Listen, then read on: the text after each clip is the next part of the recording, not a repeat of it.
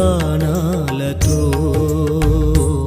నిన్నే ఆరాధన చేయనా,